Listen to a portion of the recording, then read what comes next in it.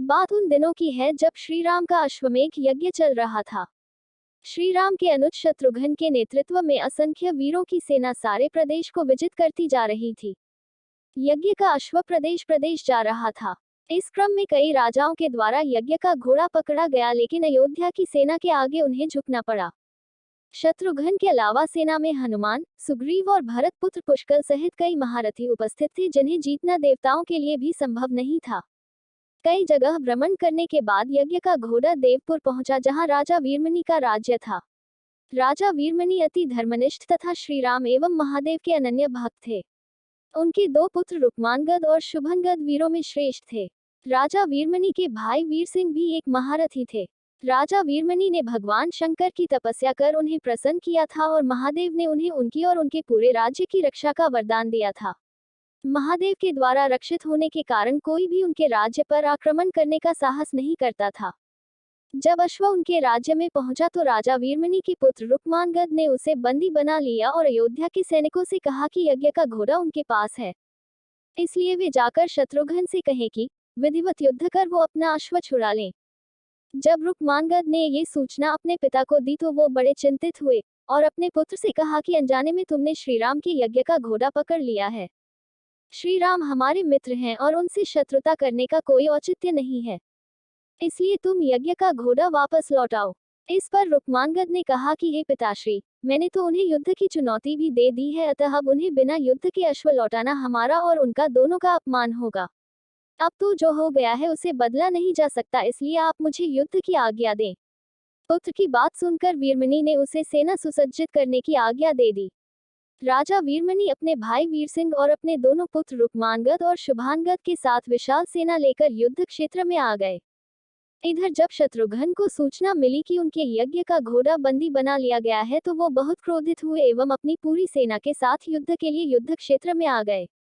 उन्होंने पूछा कि उनकी सेना से कौन अश्व को छुड़ाएगा, तो भरत पुत्र पुष्कर ने कहा कि तातश्री, आप चिंता न करें, आपके आशीर्वाद और श्रीराम के प्रताप से मैं आज ही इन सभी योद्धाओं को मारकर अश्व को मुक्त करता हूँ।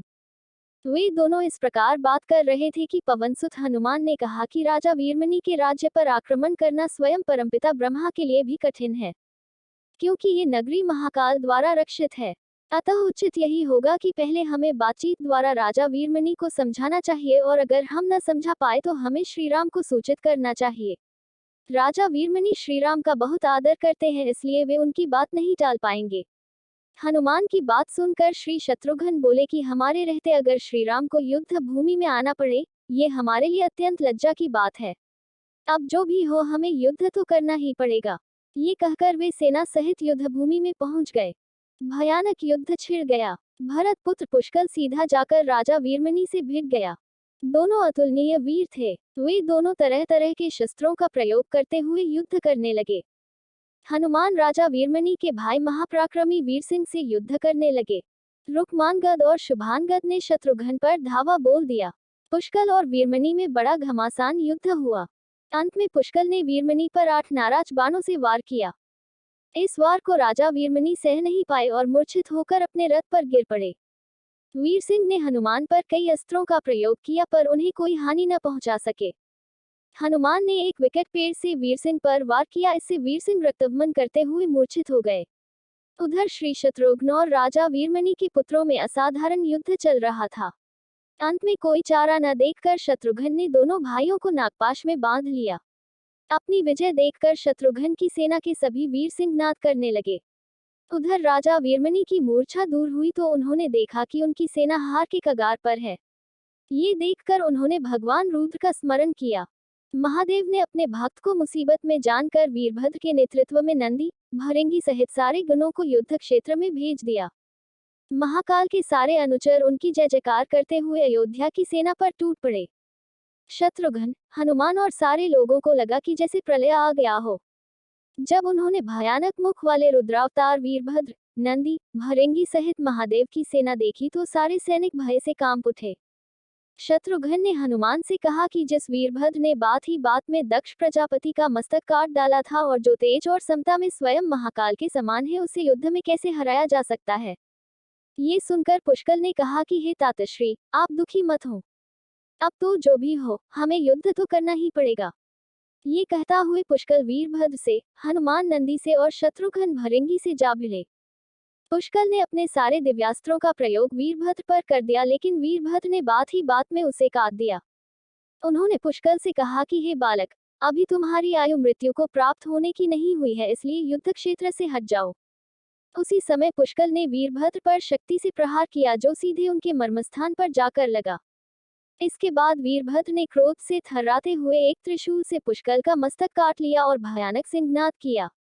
उधर भृंगी आदि गणों ने शत्रुघ्न पर भयानक आक्रमण कर दिया।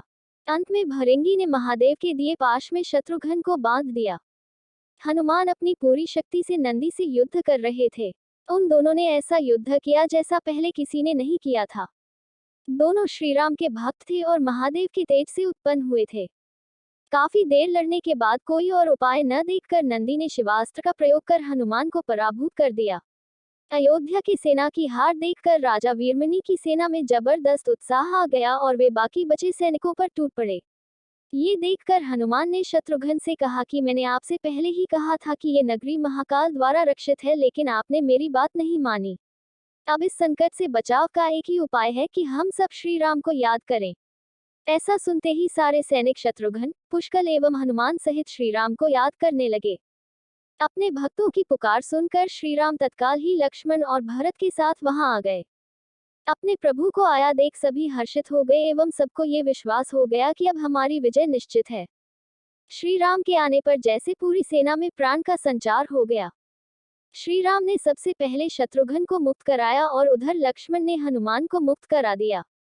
जब श्री राम, लक्ष्मण और भरत ने देखा कि पुष्कल मृत्यु को प्राप्त हो चुके हैं तो उन्हें बड़ा दुख हुआ। भरत तो शोक में मूर्छित हो गए। श्री राम ने क्रोध में आकर वीरभद्र से कहा कि तुमने जिस प्रकार पुष्कल का वध किया है उसी प्रकार अब अपने जीवन का भी अंत समझो। ऐसा कहते हुए श्री राम ने सारी सेना के साथ शिवगणों पर धावा बोल दिया। जल्द ही उन्हें ये पता चल गया कि शिवगणों पर साधारण अस्त्र बेकार है, इसलिए उन्होंने महर्षि विश्वामित्र द्वारा प्रदान किए दिव्यास्त्रों से वीरभद्र और नंदी सहित सारी सेना को विदीर्ण कर दिया। श्री राम के प्रताप से पार न पाते हुए सारे गणों ने एक स्वर में महादेव का आह्वान करना शुरू कर दिया। जब महादेव ने देखा कि उनकी सेना बड़े कष्ट में है तो वे स्वयं युद्ध क्षेत्र में प्रकट हुए। इस अद्भुत दृश्य को देखने के लिए परमपिता ब्रह्मा सहित सारे देवता आकाश में स्थित हो गए। जब महाकाल ने युद्ध क्षेत्र में प्रवेश किया तो उनके तेज से श्री राम की सारी सेना मूर्छित हो गई। जब श्री राम ने देखा कि स्वयं महादेव रणक्षेत्र में आए हैं तो उन्होंने शस्त्र का त्याग कर भगवान रुद्र को दंडवत प्रणाम किया एवं उनकी स्तुति की।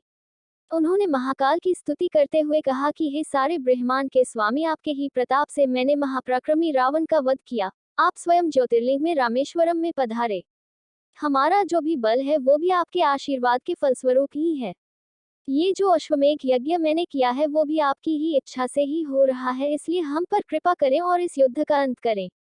ये सुनकर भगवान रुद्र बोले कि हे राम, आप स्वयं विष्णु के दूसरे रूप हैं, मेरी आपसे युद्ध करने की कोई इच्छा नहीं है। फिर भी चूंकि मैंने अपने भक्त वीरमणि को उसकी रक्षा का वरदान दिया है, इसलिए मैं इस युद्ध से पीछे नहीं हट सकता, अतः संकोच छोड़कर आप युद्ध करें। श्री राम ने इसे महाकाल की आज्ञा मानकर युद्ध करना शुरू किया। दोनों में महान युद्ध छिड़ गया, जिसे देखने देवता लोग आकाश में स्थित हो गए। श्री राम ने अपने सारे दिव्यास्त्रों का प्रयोग महाकाल पर कर दिया, पर उन्हें संतुष्ट नहीं कर सके।